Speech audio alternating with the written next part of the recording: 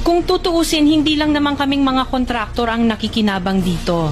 Marami din sa inyo, mga politiko, ang nagpapataba ng bulsa sa pangungurakot. Ang totoo, may hati-hati yan mula sa pinakamataas hanggang sa mga nasa gilid lang ng sistema. Huwag nyo kaming gawing panakipbutas kasi kung babalikan ang lahat ng transaksyon, makikita ninyong mas malaki pa ang napupunta sa inyo kaysa sa amin.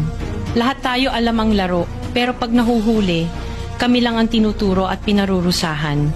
Kaya huwag ninyong ipakita sa publiko na malinis kayo dahil sa bawat proyekto may kapalit na porsyento para sa inyong mga opisina. Ang sistema mismo ang nagtutulak sa amin na sumunod kung hindi kami papayag, wala kaming makukuhang proyekto. Pero sa likod niyan, kayo rin ang pinakaunang nagdidikta kung magkano ang dapat itabi para sa inyo. Kaya kung talagang seryoso kayong mag-imbestiga, wag lang kaming kontraktor ang sisihin. Tingnan ninyo rin ang mga pangalan na nakaupo ngayon sa mga komite, sa mga ahensya, at lalo na sa mismong mga nagpapalakad ng gobyerno. Dahil sa totoo lang, pare-pareho tayong nasa iisang lamesa, iba-iba lang ang laki ng parte na nakukuha. Kawawa po talaga ang mga mamamayang Pilipino kasi ninanakaw lang natin ang kaban ng bayan.